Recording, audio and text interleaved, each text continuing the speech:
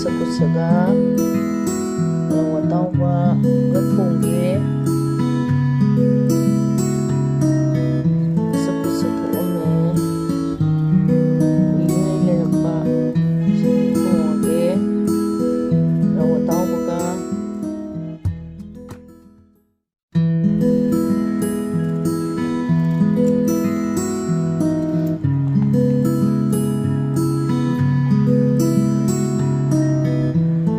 hoi khara thakchalani aduga thongani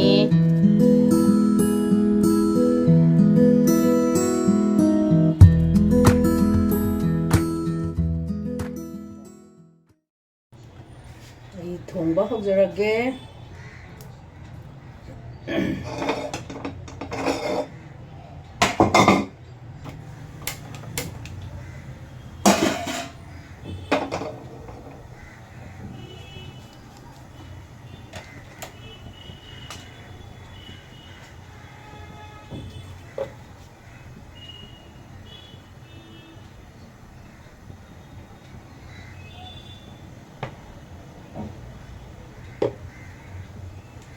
Laser macam Rouh Thongba se si mi am de mi ong katane lagi ai macam si laser hari bob nisna thakjage tespata maroi napakpi mara morote patangkhai disina Daskusha isida machal laser hapkadawwa hing methi atingba laijare ai thongjarage koise sorong mapan se kan nakpa aduna ne gari chemba makhon kanu se yamna laung na taba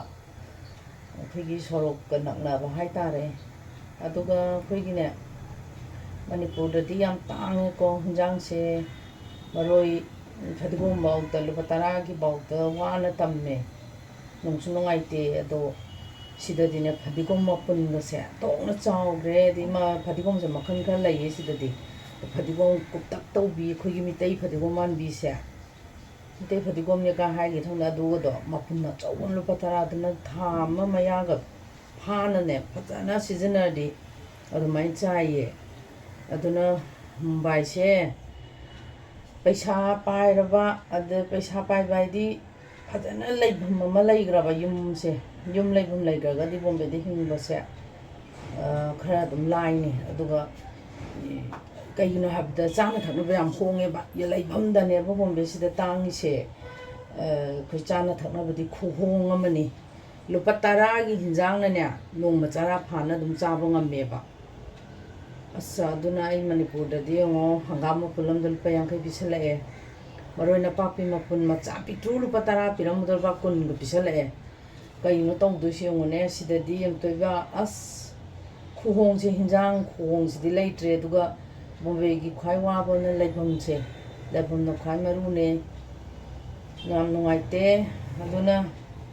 ai hinjang thongba hokjarage ngari kitang leijage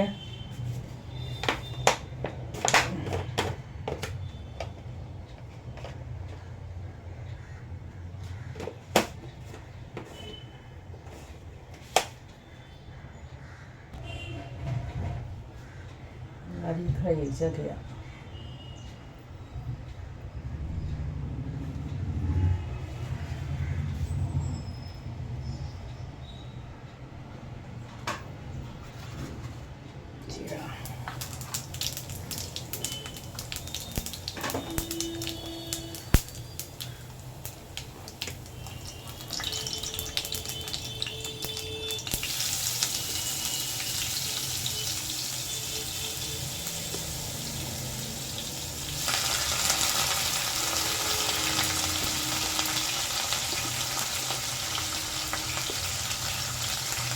Koi manipur di maroi na pangpi maroi na kupi marang kaina phongbani na ko koi le di tilau ge wa ba se kaya lai ba si ya ba natra mayang lam na tam ni na ba mayang lam da di ꯑꯩꯈꯣꯏꯒꯤ ꯐꯪꯗ꯭ꯔꯒꯗꯤ ꯇꯤꯜꯍꯧ ꯐꯪꯗ꯭ꯔꯒꯗꯤ ꯃꯣꯏꯗꯤ ꯍꯦꯛꯇ ꯑꯔꯣꯏꯕꯤꯅꯤ ꯆꯅꯝ ꯐꯪꯗ꯭ꯔ ꯑꯩꯈꯣꯏꯒꯤꯗꯤ ꯏꯁꯥꯒꯤ ꯄꯣꯠꯊꯣꯛꯁꯦ ꯑꯗꯨꯝ ꯂꯩꯖꯗ꯭ꯔꯅꯦꯀꯣ ꯃꯔꯣꯏ ꯅꯄꯥꯛꯄꯤꯗ ꯅꯄꯥꯛꯄꯤ ꯃꯔꯥ ꯅꯥꯀꯨꯞꯄꯤ ꯑꯁ ꯐꯪꯈ꯭ꯔꯦꯅꯦ ꯑꯐꯕꯀꯣ ꯑꯗꯣ ꯁ꯭ꯋꯥꯏꯗꯅ ꯑꯃꯨꯛ ꯇꯤꯜꯍꯧ ꯆꯅꯝꯃꯅ ꯇꯧꯕꯤꯅꯤꯗꯣ ꯑꯗꯣ ꯑꯩꯗꯤ ꯆꯥꯗꯕꯅꯤꯅꯕ ꯇꯤꯜꯍꯧ ꯆꯅꯝꯁꯨ ꯆꯥꯖꯗꯦ ꯉꯥ ꯊꯣꯡꯕꯗꯁꯨ ꯑꯩ ꯊꯥꯛꯄ ꯃꯤꯕꯨꯗꯤ ꯂꯩꯖꯩꯀꯣ ꯐꯪꯖꯗꯕꯗ ꯋꯥꯖꯕ ꯃꯤꯕꯨꯗꯤ ꯑꯗꯨꯝ ꯂꯩ ꯑꯗꯣ ꯑꯩꯈꯣꯏꯒꯤ ꯑꯣꯏꯅꯗꯤ ꯋꯥꯗꯦ ꯑꯗꯨꯝ ꯑꯩꯈꯣꯏꯒꯤ ꯌꯥꯝ ꯆꯥꯎꯊꯣꯛꯆꯅꯤꯡꯉꯥꯏꯅꯦꯕ ꯑꯩꯈꯣꯏꯗꯤ ꯇꯤꯜꯍꯧ ꯇꯥꯡꯉꯁꯨ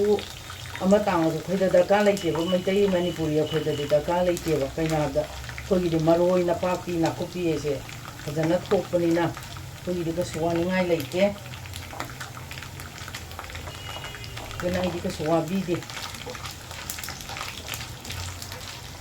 ꯇꯤꯜꯍꯧ ꯀꯦꯖꯤꯗ ꯑꯗꯨ ꯄꯤꯈ꯭ꯔꯦ ꯑꯗꯥ ꯄꯤꯈ꯭ꯔꯦ ꯑꯩ ꯀꯩꯁꯨ ꯌꯥꯎꯕꯤꯗꯦ ꯑꯗꯨꯗ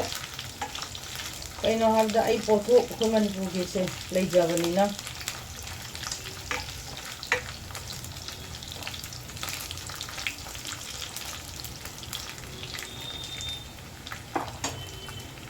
ꯃꯦꯊꯤ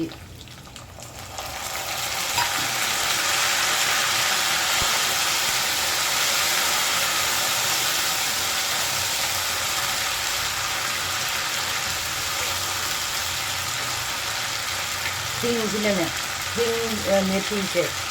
ꯃꯦꯊꯤꯁꯦ ꯊꯥꯛꯑꯦꯗꯅ ꯊꯥꯛꯑꯒ ꯃꯦꯊꯤꯁꯤꯅ ꯀ꯭ꯔꯣꯛ ꯀ꯭ꯔꯣꯛ ꯄꯣꯛꯈꯥꯏꯔꯛꯄ ꯀꯥꯟꯗꯨꯗꯅꯦ ꯑꯩꯈꯣꯏꯒꯤ ꯊꯣꯡꯗꯧꯔꯤꯕ ꯍꯤꯟꯖꯥꯡꯁꯦ ꯍꯥꯞꯄꯣꯌꯦ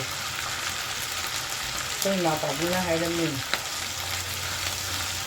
ꯀ꯭ꯔꯣꯛ ꯀ꯭ꯔꯣꯛ ꯄꯣꯛꯈꯥꯏꯔꯀꯥꯟꯗꯅꯦ ꯍꯤꯟꯖꯥꯡ ꯊꯣꯡꯗꯧꯔꯤꯕꯗ ꯍꯥꯞꯄ ꯌꯥꯔꯦ ꯑꯗꯣ ꯄꯣꯛꯈꯥꯏꯔꯛꯑꯦ ꯍꯥꯞꯄ ꯌꯥꯔꯦ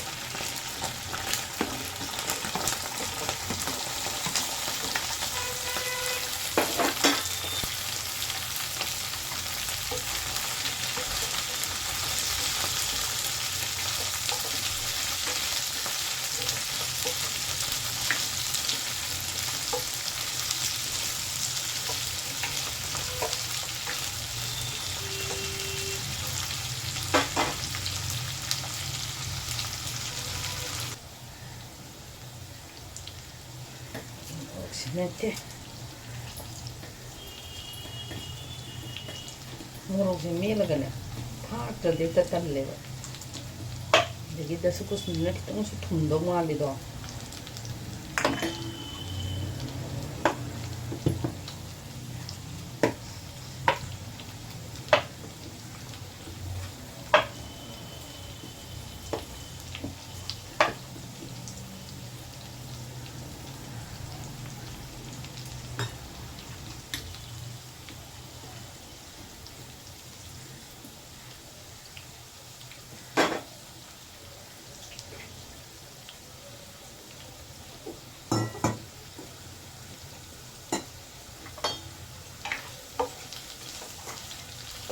ꯃꯤꯅꯤ ꯊꯥꯏ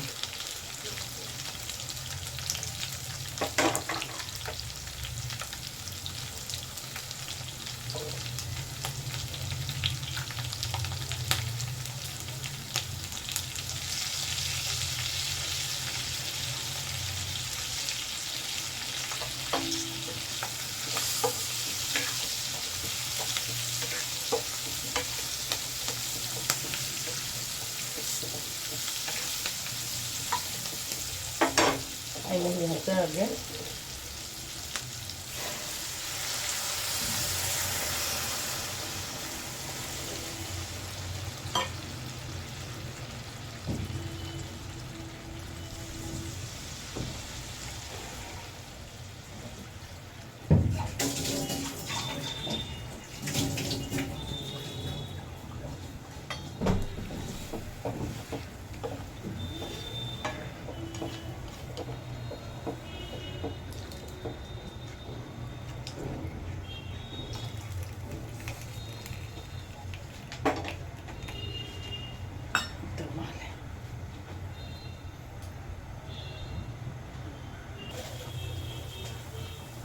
ꯁꯧꯔꯦ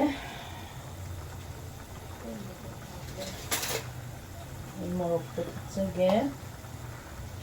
ꯌꯥꯝꯗꯤ ꯁꯥꯍꯜꯂꯔꯣꯏ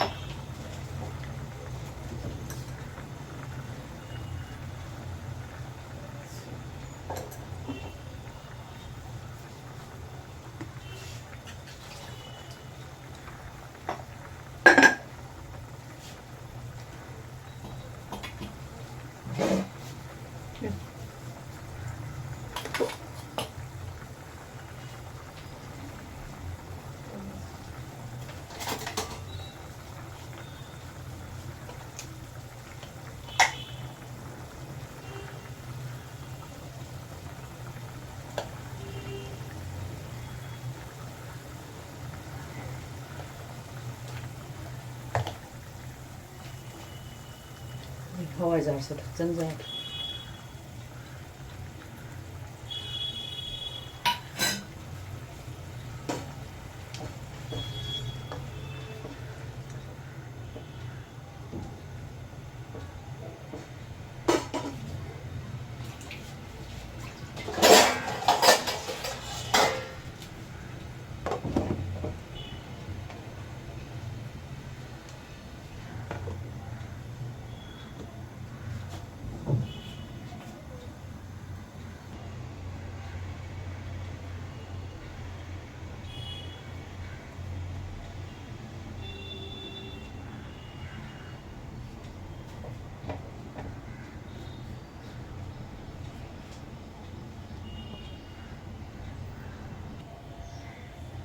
Isang chalo simba yara dong man chale.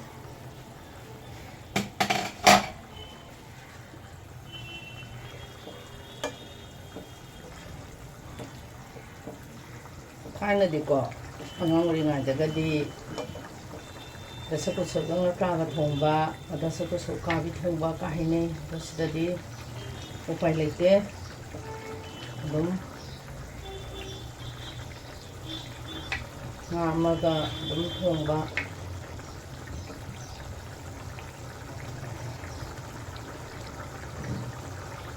le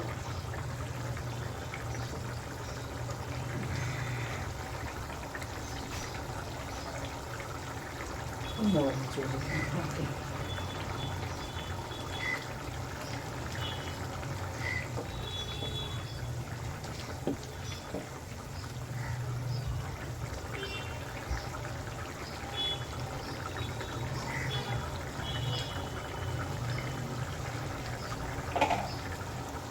그동안 것입니다.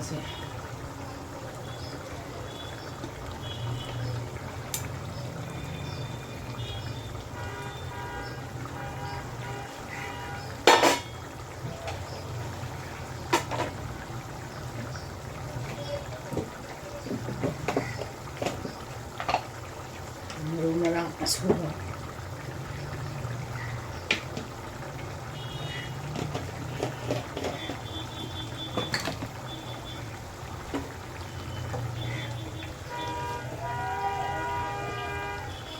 Lang lang de lau de mayang din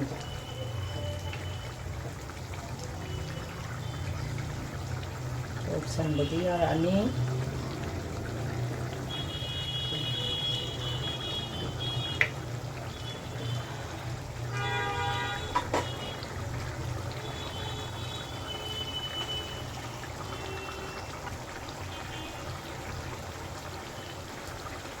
hello sanjage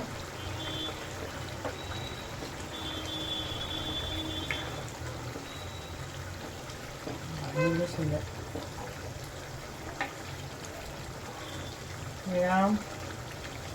mereka ge mathel bunung sibio, mereka ge mathel bu like to bio, share to bio, subscribe to bio. Masih gini, ayi lotion jarage, guna, lagi kacarage.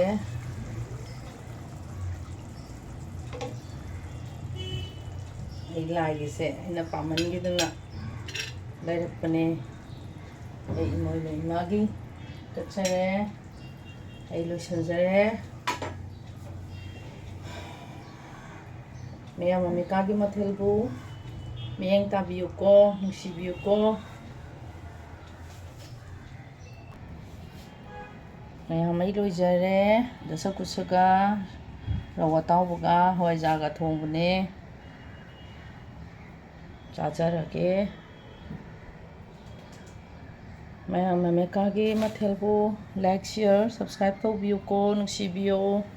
Ma'am मथंग मथंग हाकटपा ngamba ओइजगे लोइसनजरगे मैम मथंग मथंग नमजरके मथंगदि मरोय अमुक थोंगके थोंजरके दुगा मैम मियेंग ताबियो लोइसनजरगे खुरुमजरी